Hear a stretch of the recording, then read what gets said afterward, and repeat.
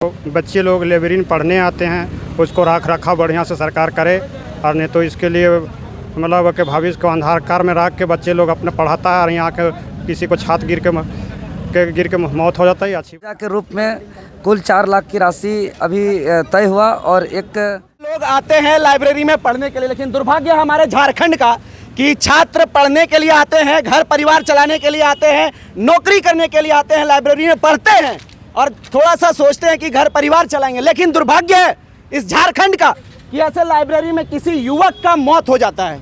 मैं बात कर रहा हूं मंतोष बेदिया का, आज का घटना है 2-3 घंटा पहले का, जो साइकिल खड़ा करने के क्रम में सर पे उनका जो छत का चाप है वो गिरने से उनका मौत हो जाता है। वहीं पे उनके फादर हैं।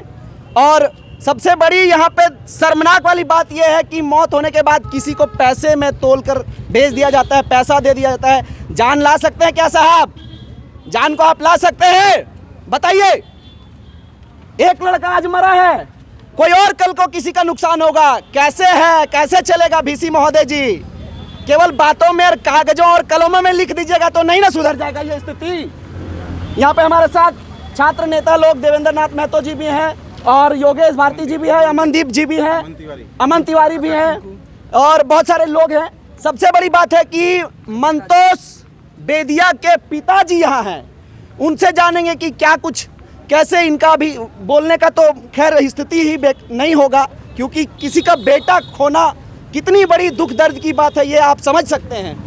सबसे पहले आप क्या कुछ कहेंगे एक छात्र नेता होने के साथ साथ, एक विद्यार्थी होने के साथ साथ, कि किसी विद्यार्थी का मौत हो जाता है लाइब्रेरी में पढ़ने के आने के दौरान?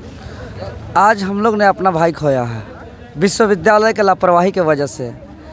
और सुबह से हम लोग सड़क पर थे, अभी VC साहब आए, वार्ता हुई, पिताजी को हमने बुलाया, लेके आया और इनके पिताजी और VC साहब से लंबी बातचीत होने के बाद इसको अभी मुआवजा के रूप में कुल 4 लाख की राशि अभी तय हुआ और एक नौकरी जिसमें 1 लाख का चेक अभी दिया गया और 1 सप्ताह के अंदर आश्रित परिवार के सदस्यों को एक अस्थाई पहले अनुबंध में, उसके बाद कुछ दिनों के बाद 1-1.5 महीना में अस्थाई नौकरी देने की सहमति बात हुई।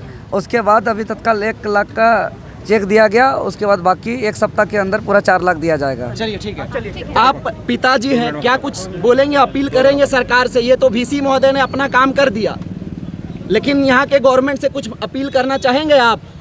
देखिए कहें नहीं कहेंगे, जैसे है कि मेरा जो बच्चे लोग लाइब्रेरी पढ़ने आते हैं उसको रखा बढ़िया से सरकार करे, और नहीं तो इसके लिए मतलब कि भविष्य को अंधकार में रख के बच्चे लोग अपने पढ़ाता है और यहाँ के किसी को छात्र गिर के मौत हो जाता है। ये अच्छी बात नहीं है। हम सरकार से मांग ही करता हूँ कि इसको हर विधि व्यवस्था को ठीक से बनाए रखें ताकि आने वाला बच्चे और भविष्य को ठीक हो।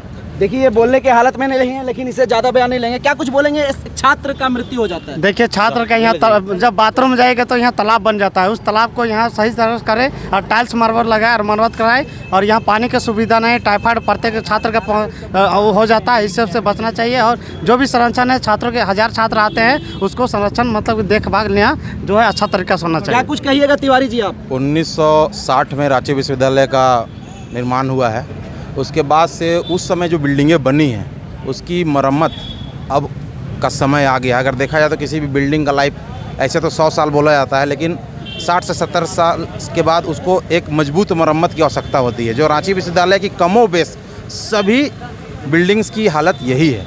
और आज हम लोग कई बार इसके लिए ज्ञापन भी दिए हैं VC महोदय को, और आए इसके पहले वाले VC को भी दिए थे। मतलब ये मांग चूँकि छात्र मोर्चा में है, छात्र संगठन से हैं और छात्र की सूझ को देखते हैं, तो कहीं ना कहीं ये मुद्दा हम लोग उठाते रहते हैं। और आज देखिए जो मुद्दा उठाए और वही काम आज वही चीज़ हमको आज उसका दुर्घटना देखने को मिला। रांची विश्वविद्यालय का सही कहीं ना कहीं ये छवि भी धूमिल होता है, कलंकित करता है एक शिक्षा समाज को कि एक बच्चा लाइब्रेरी में पढ़ने आता है, गाँव देहात का बच्चा कोई सपनों को लेकर आता है, और यहाँ पर पढ़ाई के दौरान साइकिल खड़ा करने के दौरान विश्वविद्यालय का जो लाइब्रेरी है उसका छत का जो टॉप फ्लोर है उसका गिरने से उसके सीधे सर पे लगता है और उसकी दुखद मृत्यु हो जाती है। ये काफ़ी निंदनीय भी है और दुखद भी है छात्र समाज के लिए, हम लोगों के लिए। हम लोग मांग करते हैं विश्वविद्यालय से कि इस तरीके का जो भी है उसको सूचीबद्ध करते हुए विश्वविद्यालय का जितना भी इस तरह का बिल्डिंग्स है उसको वो ध्यान रखे, निरीक्षण कराए और इंजीनियर्स के थ्रू उसका जो कोलैप्स कराने लायक है, जो एकदम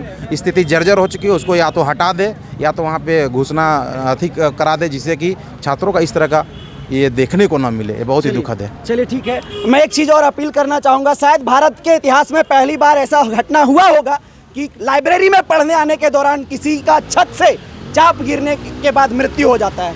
दुर्भाग्य है हमारे देश का कि लाइब्रेरी में पहुंचने के बाद किसी छात्र का मृत्यु हो जाता है। मैं आप तमाम पब्लिक से इस विषय में आपकी क्या राय है, आप ज़रूर अपनी राय रखें। नमस्कार, जय हिंद।